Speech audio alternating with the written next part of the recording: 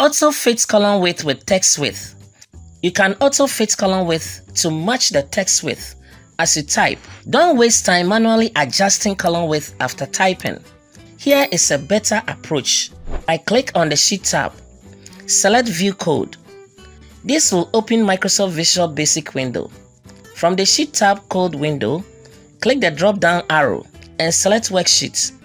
Enter this code, cells.entirecolumn.autofit, and then close the window and return to Excel. The magic begins now. Just enter data and press the Tab key. The column width automatically adjusts to match the text width. Just enter data and press the Tab key to move to the next cell.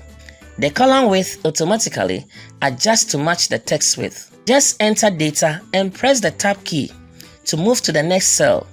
The column width automatically adjusts to match the text width. Just enter data and press the Tab key. The column width automatically adjusts to match the text width. Just enter data and press the Tab key to move to the next cell. The column width automatically adjusts to match the text width. Just enter data and press the Tab key to move to the next cell.